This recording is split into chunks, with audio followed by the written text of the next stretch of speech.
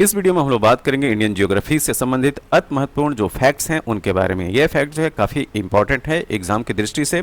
तो चलिए स्टार्ट करते हैं। सबसे पहले भारत का विश्व में कैसी पोजीशन है, ठीक है। तो अगर क्षेत्रफल के हिसाब से बात किया जाए तो भारत का क्षेत्रफल पूरे विश्व के क्षेत्रफल का 2.4% है। भारत जो है वो 7वां सबसे बड़ा देश है क्षेत्रफल की दृष्टि से। इससे जो 6 बड़े देश हैं रूस, कनाडा, चीन, यूएसए, ब्राजील, ऑस्ट्रेलिया, ठीक है। एक चीज़ और याद रखिए, ऑस्ट्रेलिया एक ऐसा देश है जो कि देश के साथ में एक महाद्वीप भी है। अगर जनसंख्या की दृष्टि से बात किया जाए तो भारत की जनसंख्या पूरे विश्व की जनसंख्या में 17.5% की हिस्सेदारी रखती है। यह जो है जनगणना 2011 की जनगणना के आधार पर यह बात कही जा रही है, ठीक है। जनसंख्या के अनुसार यह विश्व का दूसरा सबसे बड़ा देश है और पहला सबसे बड़ा देश कौन सा है? चीन। अब हम बात करेंगे इसके दूरस्थ बिंदु, ठीक है, ईस्ट वेस्ट नॉर्थ साउथ के पॉइंट ऑफ व्यू से, ठीक है। तो उत्तर में जो दूरस्थ बिंदु है वो है इंदिराकोल जो कि लद्दाख में स्थित है। पूर्व में है किवीथू जो कि अरुणाचल प्रदेश में है। दक्षिण में है इंदिरा पॉइंट, ध्यान दीजिएगा, दक्षिण में है इंदिरा पॉइंट, जबकि उत्तर में है इंदिराकोल जो कि लद्दाख में है। दक्षिण का जो इंदिरा पॉइंट है वह ग्रेट निकोबार द्वीप में है और पश्चिम में है गौरमाता गुजरात में। तो यह है भारत के दूरस्थ बिंदु। अब हम बात करेंगे भारत की स्थिति, ठीक है। तो भारत की स्थिति जो है वो ग्लोब पे कैसी है? तो उत्तरी गोलार्ध में जो है यह पड़ता है अगर अक्षांश की दृष्टि से देखें। अगर देशांतर की दृष्टि से देखेंगे तो ये तो पूर्वी गोलार्ध में होगा, ठीक है। अब अक्षांश और देशांतर थोड़ा सा यहाँ पे क्लियर कर लीजिए। जैसे मान लें कि ये ग्लोब है, इसमें ये जो वर्टिकल्स लाइन्स होती हैं वो देशांतर रेखाएं होती हैं, ठीक है। ये इस तरीके से क्या होंगी? ये देशांतर रेखाएं होंगी। और ये जो हॉरिजॉन्टल मतलब क्षैतिज जो रेखाएं होती हैं वो होती हैं अक्षांशीय रेखाएं, ठीक है। तो अक्षांश के अनुसार जो है भारत उत्तरी गोलार्ध में है और देशांतर के अनुसार पूर्वी गोलार्ध में है। तो एग्जैक्ट अगर भारत की पोजीशन पूछा जाए तो आप क्या बताएंगे? आप बताएंगे उत्तरी पूर्वी गोलार्ध में भारत की स्थिति। भारत की आकृति कैसी है? चतुष्कोणीय है। क्षेत्रफल की दृष्टि से भारत का क्षेत्रफल है 32,87,263 स्क्वायर किलोमीटर। अब हम बात करेंगे भारत की सीमा रेखा के बारे में। तो स्थलीय सीमा रेखा है 15,200 किलोमीटर। समुद्री तट की लंबाई है 7,516.6 किलोमीटर। अब हम आगे की इंफॉर्मेशन देखते हैं। देखिए, अगर हम भारत के अक्षांशीय विस्तार की बात करें तो अक्षांशीय विस्तार 37 डिग्री 6 मिनट उत्तरी अक्षांश, ठीक, से लेकर 8 डिग्री 4 मिनट उत्तरी अक्षांश है, ठीक है। तो अगर हम भारत को इस तरह से मैप में देखें, ठीक है, मैप में अगर देखा जाए तो ये जो है 8 डिग्री 4 मिनट कन्याकुमारी वाले पॉइंट से देखिए, और यहाँ से लेके इधर जो है आप लद्दाख की अगर हम लोग बात करें, ठीक है, जो कि नॉर्दर्न पॉइंट है, ये है 37 डिग्री 6 मिनट। क्या? ये नॉर्दर्न अक्षांश हो गया, ठीक है। और इधर जो है गुजरात और इधर जो है अरुणाचल प्रदेश को कंसीडर करें तो इधर जो है 68 डिग्री 7 मिनट पूर्वी देशांतर से लेकर ये है 97 डिग्री 25 मिनट पूर्वी देशांतर। तो ये जो है भारत का जो है अक्षांशीय और देशांतरीय विस्तार हो गया। अगर हम भारत की बात करें, उत्तर से दक्षिण का विस्तार 3214 किलोमीटर का है। पूर्व से पश्चिम का विस्तार जो है 2933 किलोमीटर है। कर्क रेखा जो कि उत्तरी अक्षांश रेखा है, जो कि 23.5 डिग्री उत्तरी अक्षांश रेखा बनती है। जैसे इस तरह से अगर हम देखें तो कर्क रेखा क्या होती है? अगर ये है इक्वेटर तो ये है 23.5 डिग्री उत्तरी अक्षांश। तो यह जो है भारत से गुजरती है और भारत के लगभग बीच से गुजरती है। क्या? भारत के लगभग बीच से गुजरती है क्या? कर्क रेखा। भारत के 8 राज्यों से गुजरती है और ये 8 राज्य कौन से हैं? गुजरात, राजस्थान, मध्य प्रदेश, छत्तीसगढ़, झारखंड, पश्चिम बंगाल, त्रिपुरा और मिजोरम। भारत की मानक समय रेखा जो है 82.5 डिग्री पूर्वी देशांतर रेखा को माना गया है, ठीक है। यह ग्रीनविच माध्य समय GMT से 5.5 घंटे आगे है और भारत के 5 राज्यों उत्तर प्रदेश, मध्य प्रदेश, छत्तीसगढ़, उड़ीसा और आंध्र प्रदेश से गुजरती है और उत्तर प्रदेश के मिर्जापुर से गुजरती है। गुजरात एवं अरुणाचल प्रदेश के स्थानीय समय में लगभग 2 घंटे का अंतर होता है। अब हम बात करेंगे भारत के पड़ोसी देश तथा उनसे लगे भारतीय राज्य और केंद्र शासित प्रदेश, ठीक है। तो भारत के पड़ोसी देश चीन की पहले हम लोग बात करते हैं।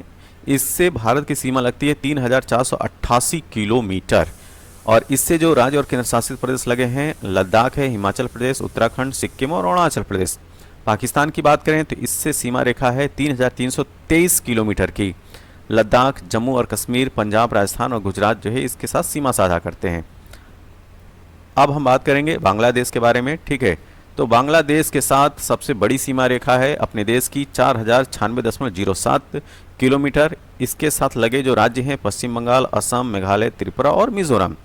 नेपाल की बात करें 1751 किलोमीटर की सीमा रेखा है भारत के साथ। उत्तराखंड, उत्तर प्रदेश, बिहार, पश्चिम बंगाल और सिक्किम इसके साथ सीमा साझा करते हैं। म्यांमार जो है 1643 किलोमीटर सीमा रेखा है, इसके साथ अरुणाचल प्रदेश, नागालैंड, मणिपुर और मिजोरम जो है वो सीमा साझा करते हैं। भूटान की बात करते हैं 699 किलोमीटर जो है सीमा रेखा है भूटान के साथ, और राज्य हैं सिक्किम, पश्चिम बंगाल, असम, जो अरुणाचल प्रदेश जो कि भूटान के साथ सीमा से लगे हुए हैं। अफगानिस्तान 106 किलोमीटर है सीमा रेखा, और केवल लद्दाख जो है इसके साथ सटा हुआ है। भारत की सबसे लंबी स्थलीय सीमा बांग्लादेश के साथ है तथा सबसे छोटी स्थलीय सीमा जो है अफगानिस्तान के साथ है। भारत के स्थलीय सीमा से लगे पड़ोसी देशों की संख्या है 7, तो 7 पड़ोसी देश जो हैं वो भारत की सीमा रेखा से लगे हुए हैं। अब हम बात करेंगे जो इम्पोर्टेंट जो सीमा रेखा लाइन है जिनका नाम है, जैसे कि रेड क्लिफ लाइन, ठीक है। रेड क्लिफ लाइन भारत एवं पाकिस्तान के बीच में है। मैकमोहन रेखा भारत और चीन के बीच में है। डूरंड रेखा भारत और अफगानिस्तान के बीच में है। दक्षिण में समुद्र पार भारत के 2 पड़ोसी देश श्रीलंका और मालदीव हैं, इनको भी याद रखेंगे, ये भी हमारे पड़ोसी देश हैं लेकिन समुद्र में स्थित हैं और समुद्र के साथ जो है हमारी सीमा साझा करते हैं। तो भारत एवं श्रीलंका के बीच में स्थित पाक जल संधि मन्नार की खाड़ी एवं बंगाल की खाड़ी के मध्य स्थित है। भारत के भौतिक स्वरूप की बात करें तो भारत के भौतिक स्वरूप का विभाजन जो है, पहला उत्तर एवं उत्तर पूर्व का पर्वतीय क्षेत्र हो गया, दूसरा उत्तरी मैदान, तीसरा प्रायद्वीपीय पठार, चौथा भारतीय मरुस्थल, पांचवा है तटीय मैदान, छठा है द्वीप समूह। अब हम बात करेंगे भारत का पर्वतीय क्षेत्र के बारे में, ठीक है। तो ये आप मैप में देख सकते हैं, ये भारत का जो है वो पर्वतीय क्षेत्र है। अब इसको जो हम विस्तार से समझेंगे कि यह मैप कहता क्या है, ठीक है। तो हिमालय पर्वत श्रेणियों की बात करते हैं। भारत के उत्तरी सीमा पर स्थित है हिमालय पर्वत श्रेणी। यह नवीन वलित पर्वत है, मतलब कि न्यू फोल्ड माउंटेन है। सिंधु से लेकर ब्रह्मपुत्र तक यह फैला हुआ विश्व की सबसे ऊंची पर्वत श्रेणी है और इसकी लंबाई 2400 किलोमीटर है। चौड़ाई कश्मीर से लेकर 400 किलोमीटर है, अरुणाचल में 150 किलोमीटर है। अब हम बात करेंगे हिमालय का उत्तर दक्षिण विभाजन। तो ये है ट्रांस हिमालय, महान हिमालय, निम्न या हिमाचल हिमालय, बाह्य या शिवालिक हिमालय। इस तरह से 4 भागों में इसको बांटा गया है। तो अब हम एक एक की बात करेंगे। पहले हम लोग बात करेंगे ट्रांस या तिब्बत हिमालय की, ठीक है। तो पर्वत श्रेणी कौन कौन सी हैं ट्रांस या तिब्बत हिमालय में? तो काराकोरम, लद्दाख और जास्कर, ठीक। इसको सही कर लेते हैं।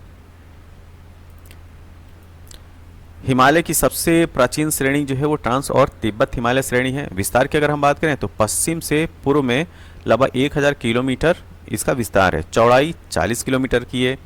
सिंधु नदी का उद्गम कैलाश के उत्तरी ढाल से यहीं से होता है और विश्व की दूसरी और भारत की सबसे ऊंची चोटी केटू, जिसको गार्डविन आस्ट्रीम बोलते हैं, जिसकी ऊंचाई 8611 मीटर है, वो इसी में स्थित है। अब हम दूसरे हिस्से की बात करें तो महान हिमालय या आंतरिक हिमालय या हिमाद्री, ये तीनों नाम एक ही के हैं, ठीक है। महान हिमालय, आंतरिक हिमालय या हिमाद्री। तो सबसे अधिक सतत श्रृंखला है माउंट एवरेस्ट, इसी में स्थित है, जिसकी ऊंचाई 8848.86 मीटर है। प्रमुख चोटी में मतलब ये माउंट एवरेस्ट है जो नेपाल में स्थित विश्व की सर्वोच्च चोटी है। कंचनजंगा की बात करें तो 8598 मीटर इसकी ऊंचाई है। यह ग्रेनाइट से निर्मित है। औसत ऊंचाई जो है 6000 किलोमीटर है। इसकी विस्तार की बात करें तो लंबाई 2400 किलोमीटर और चौड़ाई जो है 25 किलोमीटर है। अब हम बात करेंगे लघु मध्य या हिमाचल हिमालय के बारे में, ठीक है। इसका निर्माण अत्यधिक संपीड़ित एवं परिवर्तित शैलों से हुआ है। ऊंचाई 3700 से लेकर 4500 मीटर है। औसत चौड़ाई 50 किलोमीटर है। प्रमुख पर्वत श्रृंखलाओं की बात करें तो पीर पंजाल सबसे लंबी श्रृंखला है, धौलाधार, महाभारत, इसके अलावा अदर पर्वत श्रृंखलाएं। पहाड़ी नगरों के लिए यह प्रसिद्ध है। प्रमुख घाटियों में कश्मीर घाटी, कुल्लू घाटी जो कि हिमाचल प्रदेश में है, कांगड़ा घाटी ये भी हिमाचल प्रदेश में है, ठीक। आगे हम लोग बात करते हैं बाह्य या शिवालिक हिमालय के बीच में, ठीक है। निर्माण नदियों द्वारा लाए गए अवसादों से हुआ है। इसका किसका? बाह्य एवं शिवालिक हिमालय की। इसकी ऊंचाई 900 से लेके 1100 मीटर है। चौड़ाई 10 से लेके 50 किलोमीटर है। हिमालय की सबसे बाह्य श्रृंखलाओं में से एक है, ठीक है। तो हिमालय की सबसे बाह्य श्रृंखला, इसी वजह से इसको बाह्य हिमालय या शिवालिक हिमालय बोलते हैं। दून की बात करें तो लघु हिमालय एवं शिवालिक हिमालय के बीच स्थित लंबवत घाटियाँ होती हैं। जैसे प्रसिद्ध दून की बात करें तो देहरादून, कोटली दून और पाटली दून, ठीक है। अब इसी क्रम में हम लोग जो है वो पूर्वी हिमालय के बारे में बात करेंगे, ठीक। तो पूर्वी हिमालय में आपके जो इम्पोर्टेंट फैक्ट्स हैं, कुछ दर्रे आएंगे, ठीक। तो इसमें हम लोग हिमालय का जो प्रादेशिक विभाजन है पश्चिम से पूर्व में, उसको देख लेते हैं। तो पंजाब हिमालय, कुमाई हिमालय, नेपाल हिमालय और असम हिमालय। पंजाब हिमालय जो है वो सिंधु और सतलज नदी के मध्य वाला भाग है, यह 500 किलोमीटर लंबा है। कुमाई हिमालय सतलज और काली नदी के मध्य है, यह 320 किलोमीटर है। नेपाल हिमालय काली एवं तीस्ता नदी के मध्य है, 800 किलोमीटर। असम हिमालय तीस्ता एवं ब्रह्मपुत्र नदी के बीच में 720 किलोमीटर का। भारत की प्रमुख घाटियों की बात करेंगे हम लोग, ठीक है। तो इधर जो है घाटी है और उनकी जो है स्थिति क्या है, मतलब किस प्रदेश में है। नुब्रा और मरखा यह लद्दाख में है। कुल्लू, कांगड़ा, चंबा, सांगला, लाहौल स्पीति, पीन वैली ये सब हिमाचल प्रदेश में है। नेलांग फूलों की घाटी ये उत्तराखंड में। यूथांग काफ़ी इंपॉर्टेंट है, सिक्किम है। नेवरा पश्चिम बंगाल, दार्जिलिंग में है। कुछ अन्य घाटियों की बात करते हैं हम लोग। साइलेंट वैली जिसको शांत घाटी बोलते हैं, केरल में आपको मिलेगा। जूकू जूकू वैली नागालैंड में है। चुम्बी सिक्किम में है। भारत, भूटान और चीन के जो है वो मिलन बिंदु है, ठीक है। बराक वैली असम में मिलेगी। अराकू विशाखापट्टनम में है। अब हम बात करेंगे भारत के प्रमुख ग्लेशियर्स, ठीक है। तो भारत के प्रमुख जो हिमनद हैं हिमाचल प्रदेश में बड़ा सिगरी, छोटा सिगरी, सोनापानी। उत्तराखंड में गंगोत्री, यमुनोत्री, मिलाम और पिंडारी। सिक्किम में जेमू, याद रखिएगा सिक्किम में क्या है, जेमू ग्लेशियर। लद्दाख में सियाचिन जो कि भारत का सबसे बड़ा ग्लेशियर है। अब भारत के प्रमुख दर्रों के बारे में बात कर लेते हैं। काराकोरम, खारदुंगला, जोजिला, चांगला ये सब लद्दाख में स्थित हैं। पीर पंजाल, बनिहाल, बुर्जिल जम्मू एंड कश्मीर में। सिपकिला, बाड़ालाचा, रोहतांग, यांगजी दीवान, डेपशाह ये हिमाचल प्रदेश में। माना नीति, डीपुलेख, मुलिंगला उत्तराखंड। नाथुला, जिलेपला सिक्किम में। बोमडिला, दीफू, सेला, याप, पांगसाड़ ये अरुणाचल प्रदेश में है। तुजू की बात करें, तुजू है पास मणिपुर में, काफ़ी इंपॉर्टेंट है। थालघाट, भोरघाट महाराष्ट्र में। पालघाट केरल में। ये पश्चिमी घाट के दर्रे हैं। भारत के उत्तरी मैदान के बारे में बात करते हैं। तो भारत का उत्तरी मैदान नदियों द्वारा लाए गए जलोढ़ निक्षेप से निर्मित है। जलोढ़ निक्षेप की अधिकतम जो गहराई है वो 1000 से 2000 मीटर की है। विस्तार लगभग 7 लाख स्क्वायर किलोमीटर क्षेत्र में ये फैला हुआ है, क्या भारत का मैदान। और लंबाई जो है इसकी 3200 किलोमीटर की है। चौड़ाई 150 से लेकर 300 किलोमीटर की है। उत्तर से अगर दक्षिण में इसका विभाजन करें तो भाबर, तराई और जलोढ़ मैदान है। यह सबसे अधिक उपजाऊ वाला क्षेत्र है और चूंकि उपजाऊ वाला क्षेत्र है तो सबसे सघन आबादी वाला भी क्षेत्र है। तो यह उत्तर भारत के मैदान की विशेषता हो गई। अब हम बात करेंगे अगले फैक्ट्स के बारे में, भाबर क्षेत्र के बारे में, ठीक है। तो भाबर क्षेत्र की विशेषता देखते हैं। यह कृषि योग्य नहीं है। शिवालिक हिमालय की दक्षिणी ढाल पर स्थित है। 8 से 10 किलोमीटर चौड़ी पट्टी में फैला हुआ है। नदियों द्वारा लाए गए गुटिका निक्षेपों से निर्मित है। कभी कभी नदियां इस क्षेत्र में विलुप्त भी हो जाती हैं। किस क्षेत्र में, भाबर क्षेत्र में। तराई क्षेत्र की बात करते हैं तो जंगली एवं वन्य प्राणी क्षेत्र होता है। भाबर क्षेत्र के दक्षिण में स्थित होता है। 10 से 20 किलोमीटर की इसकी चौड़ाई होती है। भाबर क्षेत्र में विलुप्त नदियां यहाँ प्रकट हो जाती हैं। तो तराई क्षेत्र में फिर से जो है नदियां प्रकट हो जाती हैं। नम एवं दलदलीय क्षेत्र होता है तराई क्षेत्र, ठीक है। अब बांगर और खादर की बात करते हैं तो जलोढ़ मैदान जो है 2 भागों में डिवाइड होता है, बांगर और खादर। बांगर की क्या विशेषता है, पुराने जलोढ़ से निर्मित यह क्षेत्र होता है। बाढ़ वाले मैदान से दूर स्थित होता है और उत्तरी मैदान का विशालतम भाग है। मृदा में चूनेदार निक्षेप मतलब कंकड़ होते हैं। अगर हम खादर की बात करें तो नवीन जलोढ़ से निर्मित होता है। बाढ़ वाले मैदान में स्थित होता है। प्रतिवर्ष इसका निर्माण होता है खादर, क्योंकि नया होता है तो हर साल निर्माण होना है इसका। अत्यधिक उपजाऊ है, क्या खादर सबसे ज़्यादा उपजाऊ है। उत्तरी भारत के मैदान का सामान्य विभाजन देख लेते हैं, ठीक है। तो पंजाब का मैदान, गंगा का मैदान और ब्रह्मपुत्र का मैदान इस तरह से विभाजित कर सकते हैं। तो पंजाब के मैदान का निर्माण सिंधु एवं इसकी जो सहायक नदियां हैं उनके द्वारा हुआ है। गंगा का मैदान का निर्माण गंगा एवं इसकी सहायक नदियों के द्वारा हुआ है। और ब्रह्मपुत्र का निर्माण ब्रह्मपुत्र एवं इसकी सहायक नदियों के द्वारा हुआ है, ठीक। अब हम अगले फैक्ट के बारे में बात करें, ठीक। तो अगर विस्तार की बात की जाए तो जो सिंधु का मैदान है वो पंजाब में इसका विस्तार है, ठीक है। गंगा का मैदान जो है वो घग्गर एवं तीस्ता नदी के मध्य में हरियाणा, दिल्ली, उत्तर प्रदेश, बिहार, झारखंड एवं पश्चिम बंगाल में। अब ब्रह्मपुत्र का जो मैदान है वो खास तौर से आपको असम में देखने को मिलेगा। अब इस क्रम में हम बात करेंगे भारत के प्रायद्वीपीय पठार के बारे में, ठीक है। तो देखिए, जो भारत का प्रायद्वीपीय पठार है, उत्तर पश्चिम में दिल्ली और कटक, ठीक है, यहाँ से पूर्व में राजमहल पहाड़ियाँ, पश्चिम में गिर पहाड़ियाँ और दक्षिण में इलायची की पहाड़ियाँ, मतलब कार्डमम पहाड़ियाँ जो कि केरल में, यहाँ तक इसका विस्तार है, ठीक है। तो उत्तर पश्चिम में क्या बताएंगे, दिल्ली कटक, पूर्व में राजमहल पहाड़ियाँ जो कि आपको आज की डेट में जो है बिहार और झारखंड के बॉर्डर पे मिलेंगी, पश्चिम में गिर पहाड़ियाँ जो कि गुजरात में है, और दक्षिण में कार्डमम की पहाड़ियाँ, इलायची पहाड़ियाँ जो कि केरल में है। पुराने क्रिस्टलीय, आग्नेय और रूपांतरित शैलों से यह निर्मित है। प्राचीनता में स्थिर भूभाग गोंडवाना भूभाग की ही भाग है क्या, प्रायद्वीपीय पठार।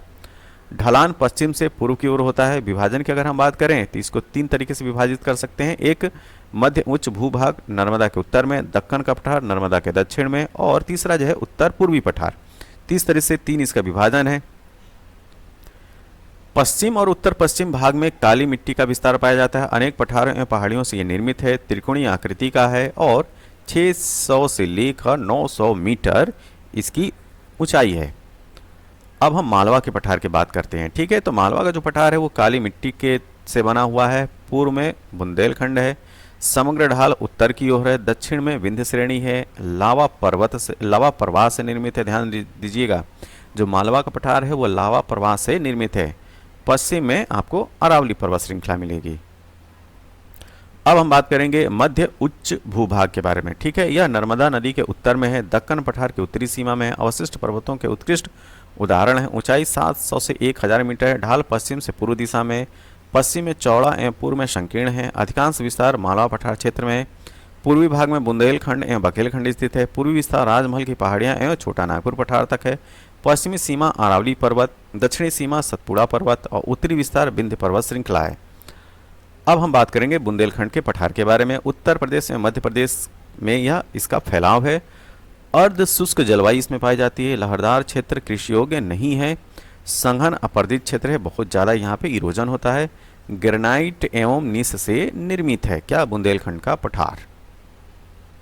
बघेलखंड पठार की विशेषता देखते हैं। उत्तर में सोन नदी, मैकाल, और यह जो है बघेलखंड का पठार मैकाल श्रेणी के नॉर्थ में है। और इसमें जो है उत्तर प्रदेश में झांसी और मध्य प्रदेश के जो है भाग इसमें आते हैं, ठीक है। ग्रेनाइट, चूना पत्थर एवं बलुआ पत्थर से यह निर्मित है। अब हम बात करेंगे छोटा नागपुर के पठार के बारे में, ठीक है। तो उत्तर पूर्व में राजमहल की पहाड़ियाँ हैं। गोंडवाना चट्टान से निर्मित है। विस्तार झारखंड, छत्तीसगढ़ और पश्चिम बंगाल में, ठीक है। तो जो छोटा नागपुर पठार है वह 3 राज्यों झारखंड, छत्तीसगढ़ एवं पश्चिम बंगाल, ये याद रखिएगा। दामोदर नदी के उत्तर में हजारीबाग पठार तथा दक्षिण में रांची का पठार है। अन्य नाम भारत का रूर भी इसको बोलते हैं और पाट भूमि भी बोलते हैं। किसको, छोटा नागपुर के पठार को। खनिज समुद्र क्षेत्र, लोहा, कोयला आदि इसमें पाए जाते हैं। दामोदर स्वर्णरेखा, उत्तरी कोयल, दक्षिणी कोयल, बराकर नदियों का प्रवाह इसी क्षेत्र में मिलता है। उत्तर पश्चिम में सोन नदी है, ठीक है। अब हम आगे बात करते हैं दक्कन के पठार के बारे में। उत्तर में सतपुड़ा, मैकाल एवं महादेव की पहाड़ियाँ हैं। दक्षिण में बेसाल्ट लावा के अपरदन अपक्षय से निर्मित है। पूर्व में पूर्वी घाट है। पश्चिम में पूर्वी घाट का मिलन बिंदु नीलगिरी की पहाड़ियाँ हैं। और पश्चिम में पश्चिम घाट है क्या, दक्कन के पठार के पश्चिम में क्या, पश्चिम घाट। अब हम बात करेंगे पश्चिमी घाट की जो अन्य विशेषताएं हैं उनके बारे में, ठीक है। वेस्टर्न घाट की अन्य विशेषताएं क्या है, यह सतत श्रृंखला है, पर्वतीय वर्षा होती है, अन्य नाम सह्याद्री है।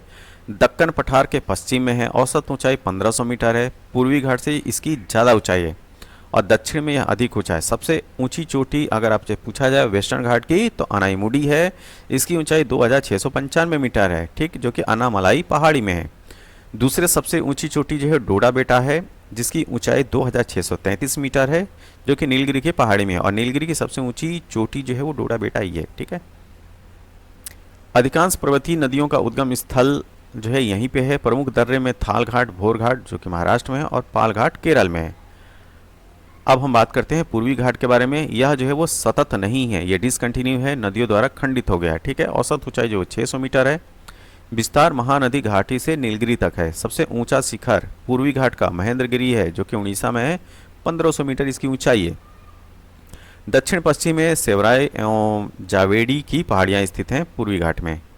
अगर हम लोग जो है उत्तर पूर्व पठार और मेघालय के पठार की बात करें तो प्रायद्वीपीय पठार का एक विस्तारित भाग है, ठीक है। पश्चिम बंगाल के मालदा गैप, राजमहल पहाड़ियों और मेघालय पठार के बीच वाला क्षेत्र के कारण यह अलग हो गया है। गारो खासी जंतियाँ पहाड़ियाँ जो है इसमें स्थित हैं, जो कि मेघालय में है। ये बहुत ज़्यादा इरोडेड क्षेत्र है, ठीक है, अति अपर्दित क्षेत्र है। अधिकतर वर्षा जो है दक्षिण पश्चिम मानसून से होती है। अन्य नाम कार्बी एंगलोंग पठार एवं उत्तर कचार पहाड़ी भी इसको बोलते हैं, ठीक है। और अगर हम लोग मिनरल्स की बात करें तो कोयला, लोहा, चूना, पत्थर आदि खनिज पदार्थों का भंडार मिलेगा। कहाँ पे? उत्तर पूर्व पठार या मेघालय का पठार। अब हम बात करेंगे अरावली पर्वत श्रेणी के बारे में, काफ़ी इंपॉर्टेंट है, ठीक है। भारत की प्राचीनतम पर्वत श्रृंखला और विश्व की प्राचीनतम पर्वत श्रृंखलाओं में से एक है क्या? अरावली पर्वत श्रेणी। विस्तार राजस्थान, गुजरात, हरियाणा और दिल्ली में है। सर्वोच्च चोटी जो है गुरु शिखर है, जो कि राजस्थान में है। 1722 मीटर इसकी ऊंचाई है। अवशिष्ट पर्वत का एक एग्जाम्पल है। तो अगर आपसे रेसिडुअल माउंटेन का एग्जाम्पल पूछा जाए भारत में तो अरावली पर्वत श्रेणी बताइएगा। अब हम बात करेंगे सतपुड़ा पर्वत श्रेणी के बारे में। तो उत्तर में नर्मदा नदी है, इसका विस्तार महाराष्ट्र लेकर मध्य प्रदेश में है।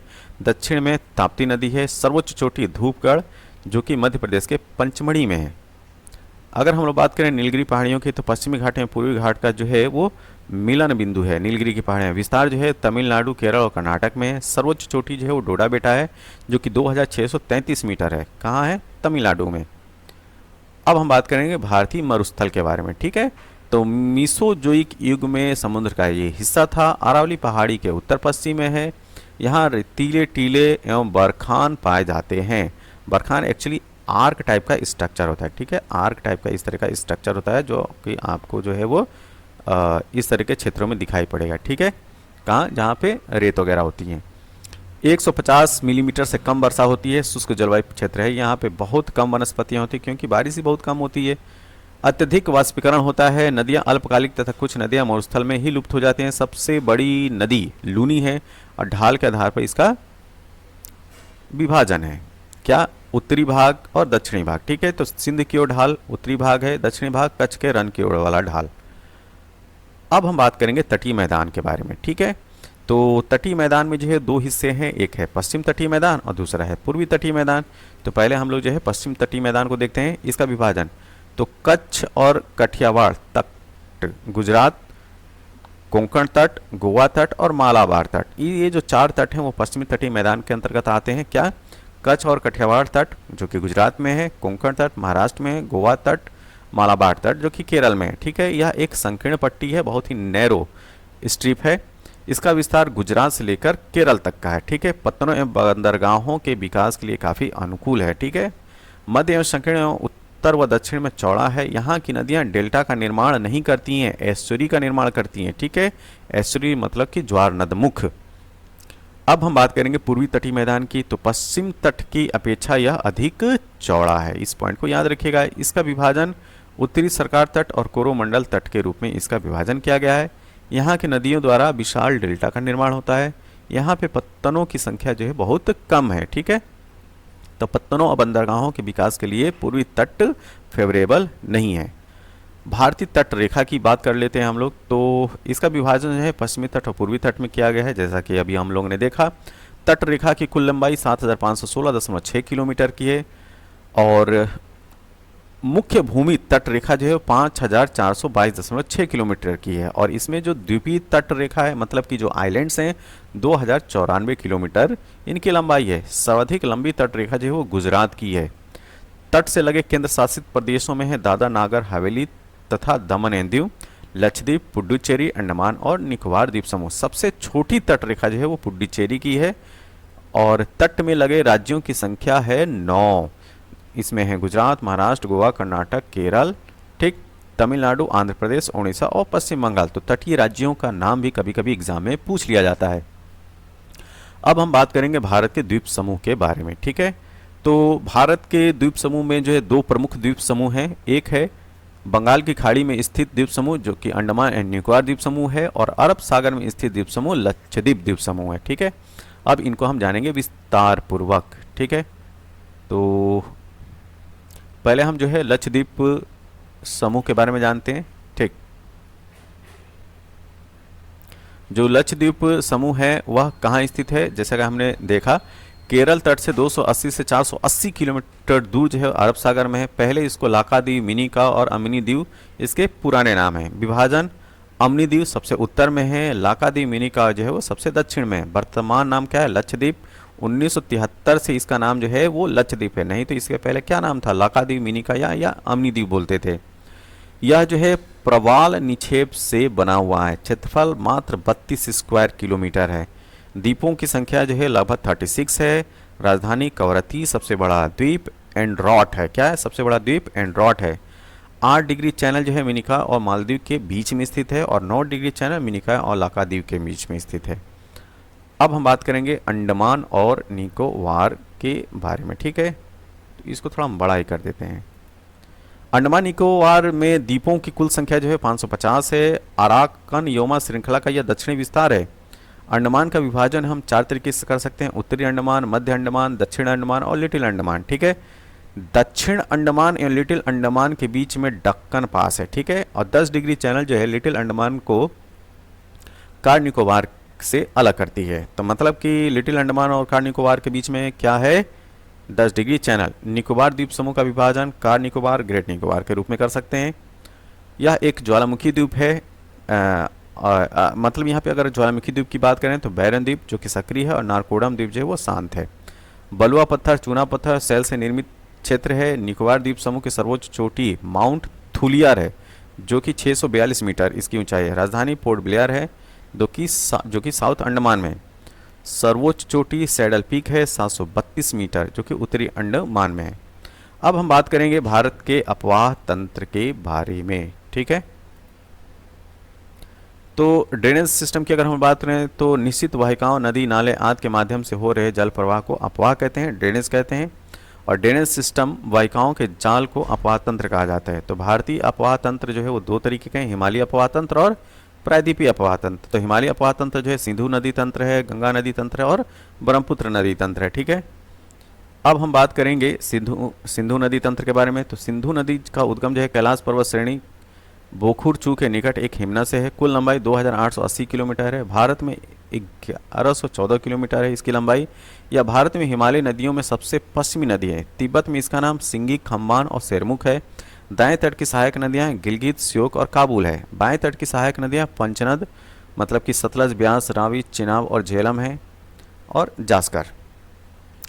यह कराची के पूर्व में अरब सागर में गिरती है।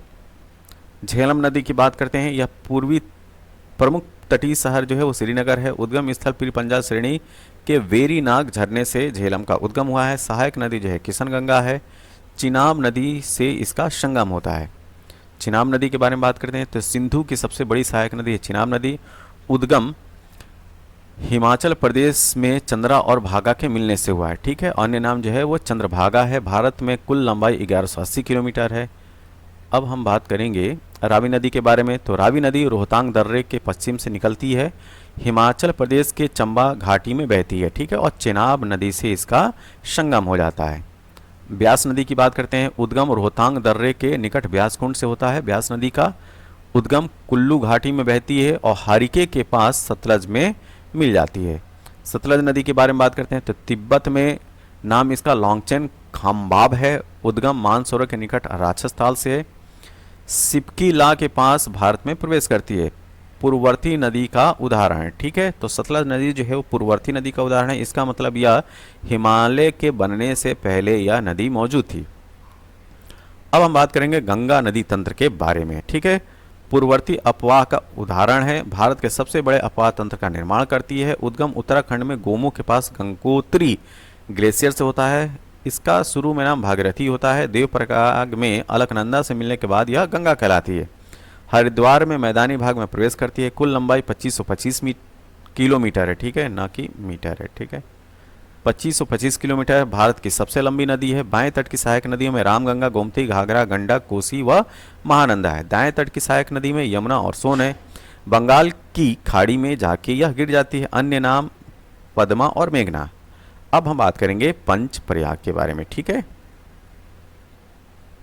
देखिए, विष्णु प्रयाग में अलकनंदा और धौली गंगा जाके मिलती हैं, ठीक है। दंद प्रयाग में संगम है अलकनंदा और नंदाकिनी का। कर्ण प्रयाग में अलकनंदा और पिंडार नदी का, रुद्रप्रयाग में अलकनंदा और मंदाकिनी का, देवप्रयाग में अलकनंदा और भागीरथी का। ठीक, तो ये जो है वो संगम है, ये पंचप्रयाग भी हैं, इनको याद रखिए। यमुना नदी के बारे में जानते हैं। उद्गम स्थल यमुनोत्री हिमनद है मंदरपुछ श्रेणी में। दाएं तट की सहायक नदियां हैं चंबल, सिंध, बेतवा और केन, और गंगा की सबसे प्राचीन और सबसे लंबी सहायक नदी है। ठीक है, बाएं तट की सहायक नदी में हिंडन, रिंद, सेंगर और वरुणा है। चंबल नदी की बात करें तो उद्गम स्थल जो है वो जाना पावा पहाड़ी है, विंध्य श्रेणी में खड्डों का निर्माण करती है। उत्तर प्रदेश के इटावा में यमुना में विलीन हो जाती है। ठीक है, गंडक नदी उद्गम स्थल जो है इसका नेपाल वाला हिमालय का वह क्षेत्र जो नेपाल में स्थित है, तो वहाँ से इसका जो है उद्गम है। पटना के निकट जो है वो सोनपुर में गंगा से मिल जाती है। घाघरा नदी की बात करते हैं। उद्गम जो है मापचा चुंगो हिमनस है। क्या? मापचा चुंगो हिमनस से घाघरा नदी का उद्गम है। सहायक नदियां में तीला, सेती, बेरी और शारदा है। बिहार के छपरा में गंगा से मिल जाती है। कोसी नदी उद्गम स्थल माउंट एवरेस्ट के उत्तर से बिहार का शोक बोलते हैं। मार्ग बदलने के लिए प्रसिद्ध है। पूर्ववर्ती नदी का उदाहरण है, मतलब कि हिमालय से पहले से ये प्रभावित होती है, हिमालय के निर्माण से पहले से ये है नदी। बिहार के भागलपुर में गंगा से इसका मिलन है। रामगंगा नदी की बात करें तो उद्गम स्थल जो है गढ़वाल की पहाड़ी है। उत्तर प्रदेश के नजीबाबाद में मैदान में प्रवेश करती है। कन्नौज के निकट गंगा में इसका मिलन है। अब हम लोग बात करेंगे दामोदर नदी। तो उद्गम स्थल छोटा नागपुर पठार है। भ्रंश घाटी में बहती है। बंगाल का शोक बोलते हैं इसको। हुगली में जाके मिल जाती है। मुख्य सहायक नदी बराकर नदी है। सरदार सरुई नदी की बात करते हैं तो उद्गम स्थल जो है मिलाल हिमनस है, जो कि नेपाली हिमालय में स्थित है।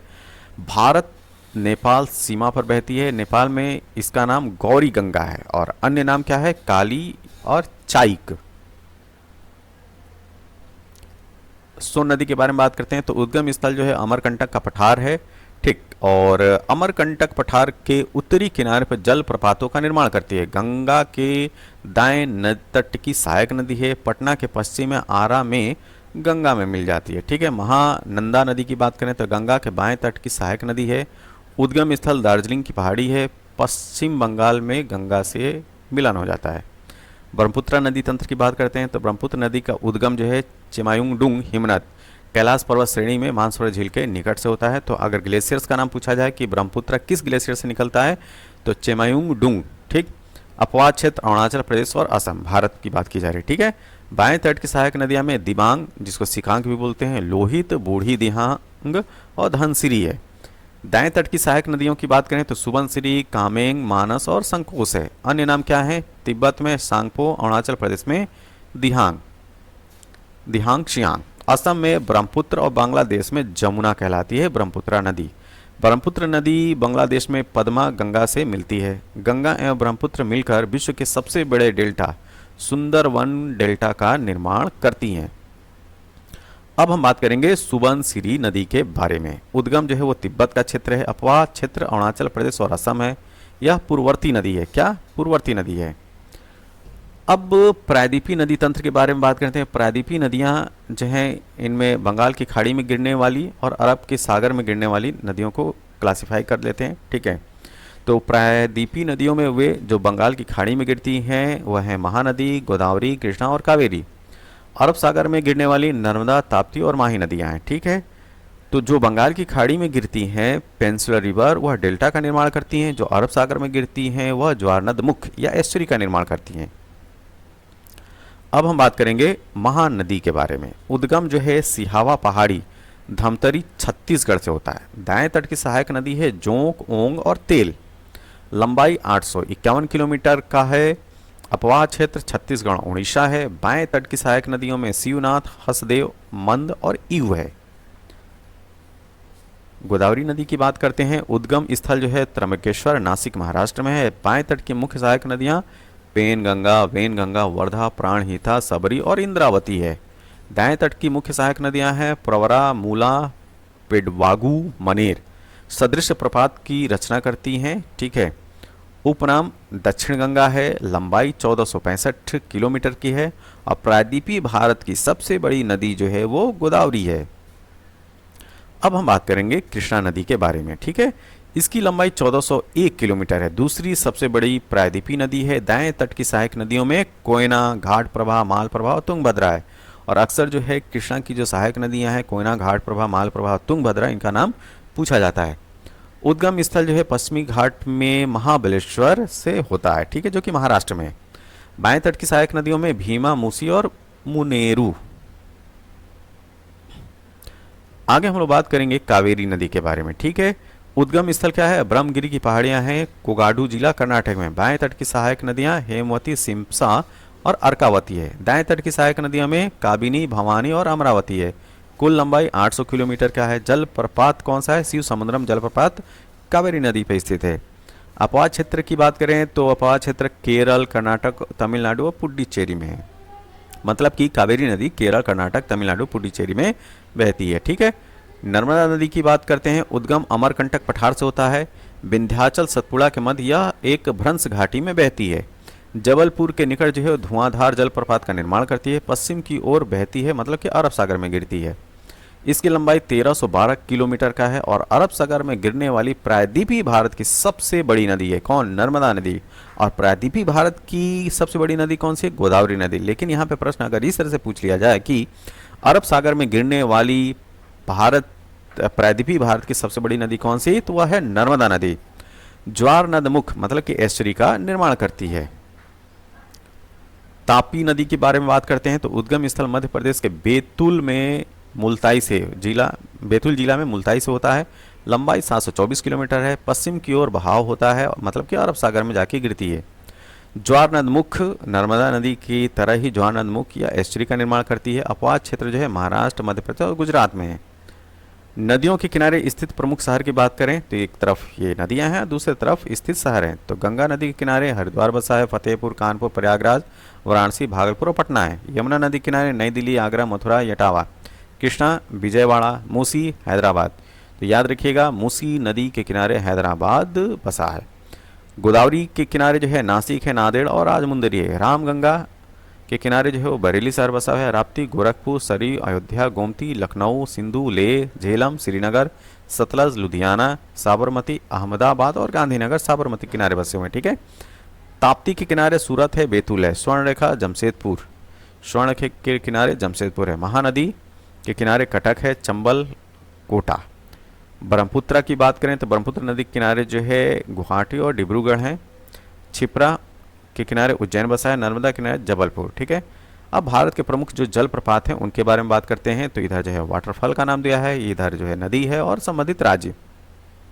शिव समुद्रम जो है वो सारावती नदी पे है, कर्नाटक राज्य में स्थित है। यह धुआंधार नर्मदा नदी का जलप्रपात है, मध्य प्रदेश के जबलपुर में है। दूधसागर, मांडवी नदी गोवा और कर्नाटक की सीमा पर है। कपिलधारा, दुग्धधारा नर्मदा नदी का जलप्रपात है जो कि मध्य प्रदेश में है। चुलिया चंबल में, चंबल नदी का जलप्रपात है राजस्थान में। हुंड्रू स्वर्णरेखा नदी पे का जलप्रपात है जो कि झारखंड रांची में है। चित्रकूट इंद्रावती नदी पे है जो कि छत्तीसगढ़ बस्तर पे है। जोंग गरसोपा सारावती नदी का जलप्रपात है जो कि कर्नाटक में है। कुंचिकल, ये काफ़ी इंपॉर्टेंट है, कुंचिकल वराही नदी पे है जो कि कर्नाटक के शिमोगा डिस्ट्रिक्ट में है। अब हम लोग बात करेंगे भारत के प्रमुख झीलों के बारे में। तो इधर जो है झील का नाम दिया, इधर जो है संबंधित राज्य हैं। बेम्बनाड या अष्टमुडी ये जो है केरल में झील हैं। चिल्का उड़ीसा में, वूलर जम्मू एंड कश्मीर में, पुष्कर राजस्थान में, सांभर राजस्थान में, लोकटक मणिपुर, कुलेरू आंध्र प्रदेश में, पुलिकट तमिलनाडु एवं आंध्र प्रदेश में, पेरियार केरल में, चिल्का उड़ीसा में, डिंडवाना ध्यान रखिएगा राजस्थान में। अब हम लोग बात करेंगे भारत की जो बहुउद्देशीय नदी घाटी परियोजनाएं हैं उनके बारे में। तो इधर है प्रोजेक्ट, इधर है नदी और इधर है उनकी अवस्थिति। तो सरदार सरोवर परियोजना नर्मदा नदी के ऊपर स्थित है गुजरात में। भाखड़ा नांगल परियोजना सतलज नदी के ऊपर है हिमाचल प्रदेश में। शिव समुद्रम जल विद्युत परियोजना कावेरी कर्नाटक में। नागार्जुन सागर परियोजना कृष्णा आंध्र प्रदेश में। हीराकुंड परियोजना महानदी उड़ीसा में। इडुक्की परियोजना पेरियार केरल में।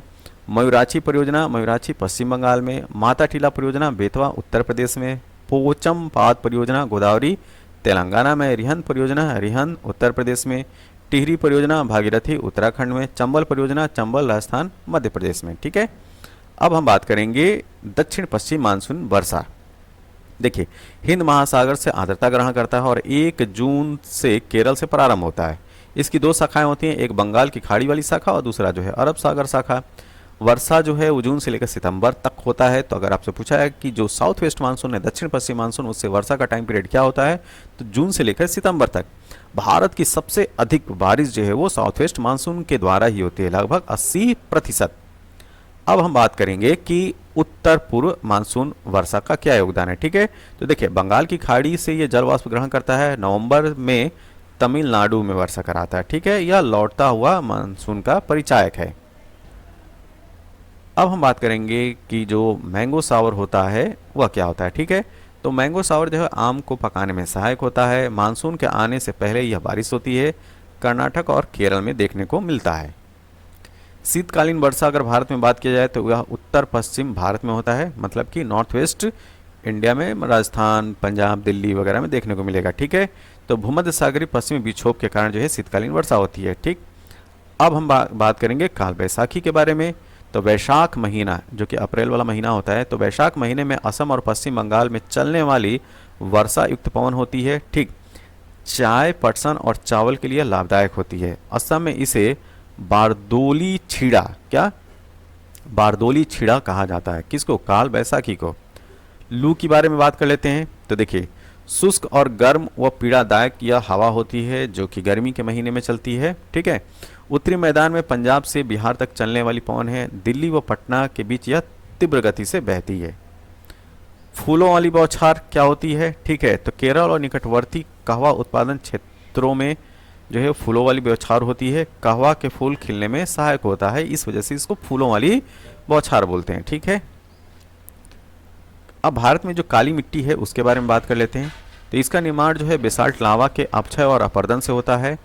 जो काली मिट्टी का अन्य नाम है रेगुर कपास की मिट्टी, ट्रॉपिकल चेरनोजम। ठीक है, स्वतः जुताई वाली मिट्टी होती है। इसका क्षेत्र महाराष्ट्र, मध्य प्रदेश, गुजरात, आंध्र प्रदेश और कर्नाटक है।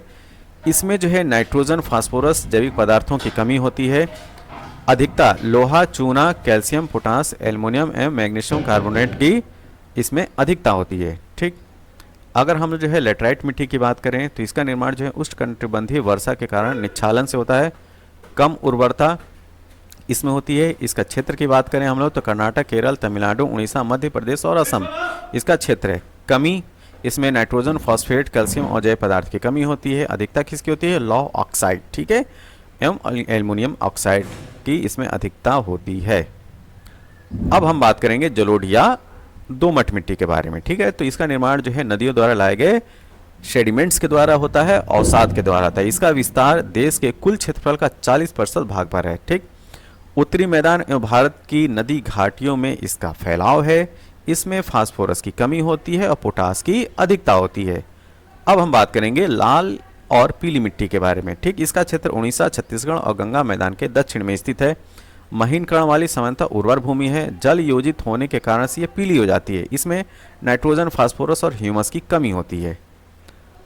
अब हम बात करेंगे भारत की जो नेचुरल वेजिटेशन है, प्राकृतिक वनस्पतियां हैं, उनके बारे में। ठीक है, तो भारत में जो वनों के प्रकार हैं उष्णकटिबंधीय सदाबहार एवं अर्ध सदाबहार वन, उष्णकटिबंधीय पर्णपाती वन। ठीक है, तो एक एक को जो हम देखेंगे उसकी क्या खासियत है। तो पहले हम लोग डील करेंगे उष्णकटिबंधीय सदाबहार एवं अर्ध सदाबहार वन के से। तो 200 सेंटीमीटर से अधिक वर्षा वाले क्षेत्रों में ये वन पाए जाते हैं। क्षेत्र पश्चिमी घाट का पश्चिमी ढाल और उत्तर पूर्वी क्षेत्र का की जो पहाड़ियाँ और अंडमान और निकोबार द्वीप समूह में यह वन पाए जाते हैं। ठीक है, इनमें रोजवुड, महोगनी, एनी, एबनी आदि जो है वो वृक्ष होते हैं, वर्ष भर हरे भरे दिखाई देते हैं। उष्णकटिबंधीय पर्णपाती वन की अगर आप बात करें, जिनको हम लोग मानसूनी वन बोलते हैं, यह 70 से लेकर 200 सेंटीमीटर वर्षा वाले क्षेत्र में होते हैं। यह दो प्रकार के होते हैं। आर्द्र पर्णपाती वन तो 100 से लेकर 200 सेंटीमीटर वर्षा क्षेत्र में होते हैं। क्षेत्र उत्तर पूर्वी राज्य, हिमालय के गिरिपाद, पश्चिमी घाट की पूर्वी ढाल और उड़ीसा। ठीक, प्रमुख वृक्ष में सागवान, साल, शीशम और महुआ, आंवला आदि होते हैं। ठीक है, शुष्क पर्णपाती वन के बारे में बात करें तो 70 से लेकर 100 सेंटीमीटर वर्षा वाले क्षेत्र में होते हैं। क्षेत्र प्रायद्वीपीय पठार का अधिक वर्षा क्षेत्र उत्तर प्रदेश, बिहार। पाए जाने वाले वृक्ष में तेंदू, पलास, बेल और खैर। उष्णकटिबंधीय कांटेदार वन की अगर हम बात करें तो 50 सेंटीमीटर से कम वर्षा वाले क्षेत्र में होते हैं। अगर क्षेत्र की बात करें तो दक्षिणी पश्चिमी पंजाब, हरियाणा, राजस्थान, गुजरात, मध्य प्रदेश और उत्तर प्रदेश में। ठीक, पाए जाने वाले वृक्ष में अगर हम लोग बात करें तो खजूर, खैर, नीम, खेजड़ी, पलास। ठीक। पर्वतीय क्षेत्र की अगर हम बात करें, मतलब कि पर्वतीय क्षेत्र में पाए जाने वाले वन, तो हिमालय पर्वत और दक्षिण भारत के पर्वतों पर। सोलास की बात करें तो नीलगिरी, अन्नामलाई और पालनी पहाड़ियों पर पाए जाने वाले वन जो है वो सोलास कहलाते हैं। वेलांचली व अनूप वन, ये क्या होते हैं? पहले इनका विस्तार देखते हैं। ठीक है, तो 6,740 स्क्वायर किलोमीटर क्षेत्र पर इनका फैला होता है। तो आर्द्र भूमि क्षेत्रों, डेल्टाई क्षेत्रों और समुद्र तटीय क्षेत्रों में ये वन पाए जाते हैं। क्या? वेलांचली व अनूप वन। अब हम बात करेंगे कि भारत की जो प्रमुख जनजातियां हैं वो कौन सी हैं और किस राज्य में स्थित हैं। ठीक है, तो उत्तर प्रदेश में स्थित जनजाति थारू, राजी, खरवार, बुक्सा और भोटिया।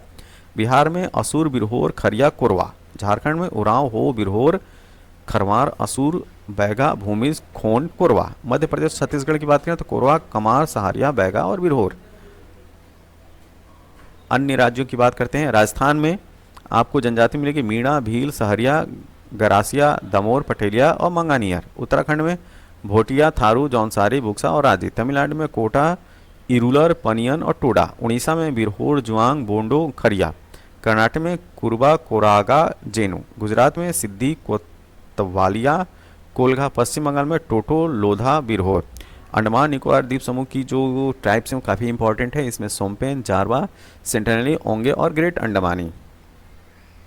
भारत की प्रमुख जनजातियां एवं निवास क्षेत्र। भील की अगर हम लोग बात करें तो गुजरात, मध्य प्रदेश, छत्तीसगढ़, महाराष्ट्र और राजस्थान में। गोंड बिहार, पश्चिम बंगाल, झारखंड, महाराष्ट्र, छत्तीसगढ़, मध्य प्रदेश, उत्तर प्रदेश, उड़ीसा और गुजरात, कर्नाटक में। गद्दी हिमाचल प्रदेश। संथाल बिहार, झारखंड, पश्चिम बंगाल, उड़ीसा और त्रिपुरा में। मुंडा बिहार, झारखंड, मध्य प्रदेश, छत्तीसगढ़, पश्चिम बंगाल और उड़ीसा में। कोरवा की बात करें झारखंड, छत्तीसगढ़। कोल बिहार, झारखंड, छत्तीसगढ़, मध्य प्रदेश और उड़ीसा। कृषि से संबंधित महत्वपूर्ण तथ्य। भारत का विभाजन 20 कृषि पारिस्थितिक क्षेत्रों में विभाजित है। ठीक है, इसको याद रखिए, कई बार एग्जाम में ये पूछा गया है। मिश्रित कृषि क्या कहलाती है? कृषि प्लस पशुपालन, मतलब कि खेती के साथ में जो पशुपालन होता है उसको जो है मिश्रित कृषि कहते हैं। अंतर फसली खेती क्या होती है? तो एक ही भूमि पर एक से दो या अधिक फसलों को उगाना जो है अंतर फसलें, इंटरक्रॉपिंग बोलते हैं। ठीक है, एगमार्क क्या है? कृषि उत्पादों की गुणवत्ता का प्रमाण जो है एगमार्क के द्वारा दिया जाता है। भारत में झूमिंग कृषि के क्षेत्रीय नाम। ठीक, तो झूम कहाँ कहाँ पे बोला जाता है? तो उत्तर पूर्वी भारत, मतलब कि असम, मेघालय और मिजोरम, नागालैंड में झूम बोलते हैं। पामलू, मणिपुर में पामलू बोला जाता है झूमिंग कृषि को। दीपा कहाँ बोला जाता है? छत्तीसगढ़, अंडमान निकोबार द्वीप समूह में दीपा बोलते हैं। बेवर या दहिया मध्य प्रदेश में बोलते हैं। पोडू या पेंडा जो है आंध्र प्रदेश में। पामाडाबी या कोमान या बारिंगा उड़ीसा में। कुमारी पश्चिमी घाट में। वालरे या वालतरे दक्षिण पूर्वी राजस्थान में। खील हिमालयन क्षेत्र में। कुरवा झारखंड में। ठीक, अब चलते हैं विश्व में झूमिंग कृषि के क्षेत्रीय नाम देखते हैं। ठीक है, तो मिल्पा मैक्सिको और मध्य अमेरिका में मिल्पा बोलते हैं। कोनुका वेनेजुएला में बोला जाता है। रोका ब्राजील में। मसोले मसोले मध्य अफ्रीका में। लदांग इंडोनेशिया में। और रे जो है वियतनाम में बोलते हैं झूमिंग कृषि को वर्ल्ड में।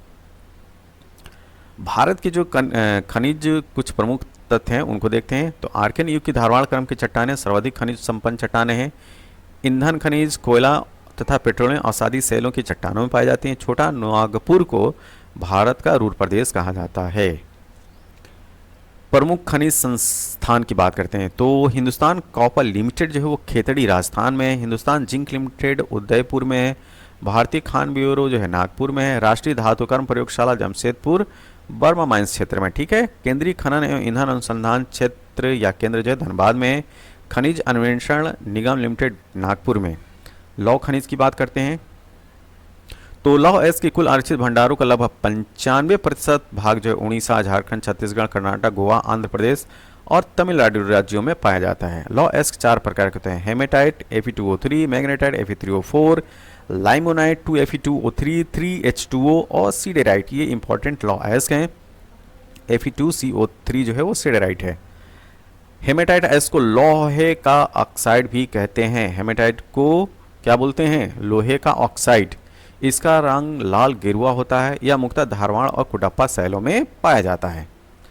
लौह अयस्क का प्रादेशिक वितरण देखते हैं। उड़ीसा में मयूरभंज जनपद के गुरु महिसानी तथा बादाम पहाड़ क्षेत्र से क्योंझर जिले के किरुबरू, सुंदरगढ़ जिले के मालंग, टोली, कणांधा पहाड़ तक जो है इसका विस्तार है। कर्नाटक में बेल्लारी, चित्रदुर्ग, चिकमंगलूर, सिमोगा, बाबा बूदन पहाड़ी, धारवाड़ क्षेत्र में मिलता है लौह अयस्क। छत्तीसगढ़ के जो इंपॉर्टेंट साइट्स हैं लौह अयस्क की वह है राजनांदगांव, बैलाडीला श्रेणी, जगदलपुर, दांतेवाड़ा, बस्तर और दुर्ग। अब हम बात करेंगे कि झारखंड में जो इंपॉर्टेंट साइट्स हैं उनके बारे में, ठीक है। लो जहाँ पे लौह अयस्क पाया जाता है, नोवा मुंडी, ये अक्सर एग्जाम में पूछा जाता है। नोवा मुंडी कहाँ है? झारखंड में, डाल्टनगंज सिंहभूमि जिला, यहाँ से लौह अयस्क मिलते हैं। आंध्र प्रदेश की बात करें तो कृष्णा, कुर्नूल, कुडप्पा और नेल्लोर क्षेत्र में। महाराष्ट्र में पीपलगांव, असोला, देवलगांव, सूरजगढ़, यहाँ से लौह अयस्क प्राप्त होता है, ठीक है। अब जो कुछ अन्य खनिज हैं उनके प्राप्ति स्थल और राज्य की बात करेंगे हम लोग। तो मैग्नीज क्योंझर, सुंदरगढ़, कोरापुट, कालाहांडी, ये उड़ीसा राज्य में है, ठीक है। क्योंझर, सुंदरगढ़, कोरापुट और कालाहांडी। भंडारा, नागपुर, डोंडवारी, टिरोडी, ये महाराष्ट्र में है। बालाघाट, छिंदवाड़ा, झाबुआ, जबलपुर, देवास, यह मध्य प्रदेश में स्थित है। तांबे की अगर हम बात करें तो खेतड़ी के झुंझुनू जिला में स्थित है। सिंघाना क्षेत्र, खो, दरीबा, देलवारा, कोरोवली, दरीबा, अगूचा, यह राजस्थान में है।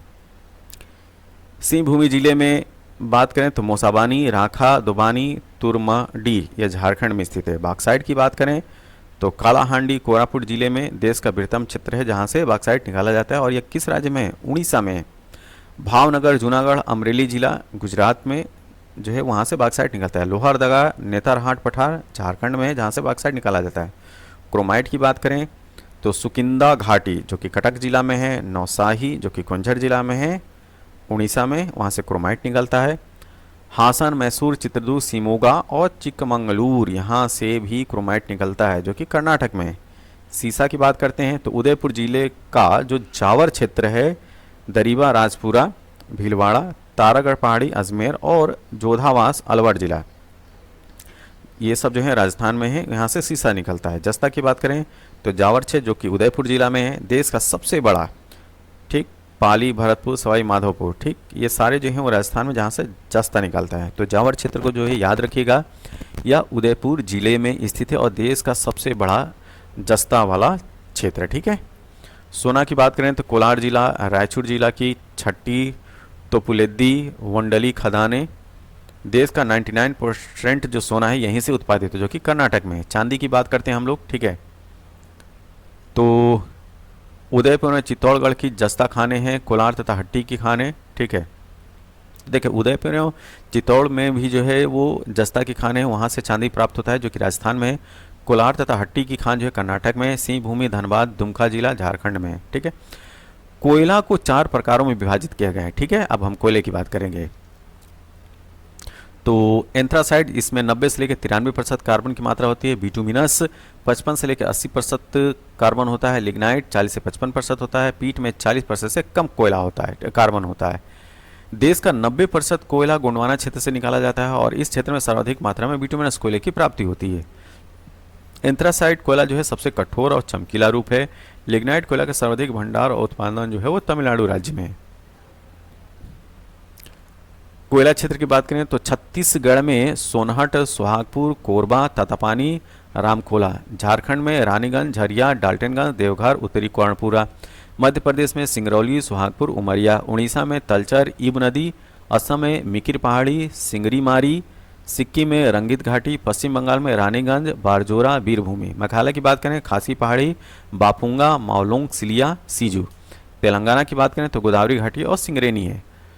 अब नेचुरल गैस क्षेत्र की बात करें तो जगतिया एवं घोंघा गुजरात में है। मंगमंडम, अवाड़ी, वीरुगंबकम तमिलनाडु में है। बारानूरा त्रिपुरा है। नहर कटिया मोरान क्षेत्र असम में है। बाड़मेर चरण सवाल राजस्थान में है। नानचिक, मियाओ पुंग ये सब अरुणाचल प्रदेश में है। और कृष्णा गोदावरी बेसिन ये जो क्षेत्र है यहाँ से प्राकृतिक गैस प्राप्त होती है भारत में।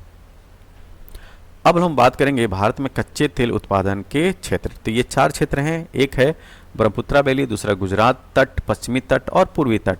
तो ब्रह्मपुत्रा घाटी जो है देश का सबसे पुराना तेल उत्पादक क्षेत्र है। अब हम बात करेंगे भारत की जो प्रमुख रिफाइनरी हैं उनके बारे में। तो एक तरफ रिफाइनरी है, उनका जो स्थापना वर्ष और राज्य, ठीक, डिगबोई 1901 में, गुवाहाटी नुनमती 1962 में, बोगईगांव 1979 में, नुमालीगढ़ 1999 में, मनाली 1969 में, ठीक है, सॉरी अभी मनाली को नहीं, ये नुमलीगढ़। तो ये जो चार हैं मतलब कि डिगबोई, गुवाहाटी, बोंगईगांव और नुमालीगढ़, ये जो हैं ये असम राज्य में, ठीक है। मनाली 1969 का है, नागपट्टिनम 1993 का है, ये दोनों जो हैं वो तमिलनाडु में हैं। मुंबई ट्रॉम्बे 1954 का है, मुंबई ट्रॉम्बे ये एक 1955 का है, तो ये दोनों जो हैं वह महाराष्ट्र में रिफाइनरी हैं। विशाखापत्तनम 1957 की रिफाइनरी है। तातीपाका, ठीक है, तातीपाका 2001 की है, दोनों के दोनों आंध्र प्रदेश में। कोच्चि 1966 केरल में है। पारादीप 2016 में उड़ीसा में ये रिफाइनरी इस्टेब्लिश की गई थी। हल्दिया 1975 में पश्चिम बंगाल में। अब हम लोग बात करेंगे अन्य जो रिफाइनरी हैं, तो मथुरा की जो रिफाइनरी है 1982 में स्थापित की गई थी, जो कि उत्तर प्रदेश में है। पानीपत 1998 में ये रिफाइनरी स्थापित की गई थी, हरियाणा में। बरौनी 1964 बिहार में। मंगलोर 1988 कर्नाटक में ये रिफाइनरी है। कोयली 1965 की रिफाइनरी है गुजरात में। अब हम बात करेंगे कि भारत के जो प्रमुख इस्पात संयंत्र हैं उनके बारे में और उनकी स्थापना कब हुई थी, और साथ में ये भी बात करेंगे कि किस देश की सहायता से उनको स्थापित किया गया था। तो भिलाई जो कि छत्तीसगढ़ में, इसकी स्थापना 1955 में होती है और इसकी स्थापना जो रूस की सहायता से किया जाता है। राउरकेला उड़ीसा में स्थित है, 1959 का है यह, और जर्मनी की सहायता से इसकी स्थापना की जाती है। दुर्गापुर पश्चिम बंगाल में है और 1959 में ही इसकी स्थापना होती है और ब्रिटेन की सहायता से। बोकारो झारखंड में है और 1964 में रूस की सहायता से, जो कि उस समय यूएसएसआर था, क्या यूएसएसआर था, इसकी जो है स्थापना की जाती है। अब हम लोग बात करेंगे भारत की प्रमुख एल्युमिनियम जो कंपनियां हैं उनके बारे में, ठीक है। तो उनके नाम, सहायक देश और प्रमुख केंद्र। इंडाल्को, ठीक है, इंडाल्को जो है कनाडा की सहायता से बनाई गई कंपनी है, 1938 की कंपनी, ठीक है। और इसके जो प्रमुख केंद्र हैं भारत में, जेके नगर जो कि पश्चिम बंगाल में है, मुरी झारखंड में, अलवाय केरल में। हिंडाल्को 1958 की है, संयुक्त राज्य अमेरिका की सहायता से बना है और रेणुकूट उत्तर प्रदेश में स्थित है। बाल्को 1965 की कंपनी है, सोवियत संघ की सहायता से बना है। कोरबा छत्तीसगढ़ और कोयना महाराष्ट्र, दो जगह इसकी साइटें हैं भारत में। माल्को की बात करें 1965 का है, यह इटली की सहायता से बना है। चेन्नई, मेट्टूर और सलेम तमिलनाडु में, 3 जगह इसकी साइटें हैं माल्को की। वेदांता 1976 की है कंपनी, जर्मनी की सहायता से बनी है। और झारसुगुडा उड़ीसा में स्थित है। नाल्को जो है 1981 की है, फ्रांस की सहायता से बनी है। दामनजोड़ी उड़ीसा और अंगुल उड़ीसा, यह 2 क्षेत्र हैं उड़ीसा में जहां पे नाल्को की कंपनी है। अब हम बात करेंगे राष्ट्रीय राजमार्गों के बारे में, ठीक है। तो भारत की कुल सड़क की लंबाई का लगभग 2.1% है। कुल सड़क यातायात 40% वहन करता है। सबसे लंबा राष्ट्रीय राजमार्ग NH-27 है, जिसकी लंबाई 4112.62 किलोमीटर है। भारत में कुल रेलवे जोन अगर आपसे पूछा जाए तो इनकी संख्या है 18। राष्ट्रीय जलमार्ग की बात करें तो भारत में कुल राष्ट्रीय जलमार्गों की संख्या है 111। और सबसे लंबा जो राष्ट्रीय जलमार्ग है NW4, जिसकी लंबाई 2890 किलोमीटर है, ठीक। तो यह सारी इंफॉर्मेशन थी भारत के भूगोल से संबंधित। तो इंडियन ज्योग्राफी से संबंधित जो भी इंपॉर्टेंट फैक्ट्स थे इस वीडियो में डिस्कस किया गया। इस वीडियो के जो फैक्ट्स थे वह आधारित थे एनसीईआरटी की किताब से। तो एनसीईआरटी आप पूरी भले ना पढ़ें, केवल इस वीडियो को देख लें तो आपका जो है काम कंप्लीट हो जाएगा। तो आगे हम जो है वर्ल्ड ज्योग्राफी की बात करेंगे नेक्स्ट वीडियो में। यह वीडियो आपको कैसा लगा, जैसा भी लगा हो आप अपने सुझाव जो हैं कमेंट बॉक्स में ज़रूर दें। तब तक के लिए थैंक यू, धन्यवाद।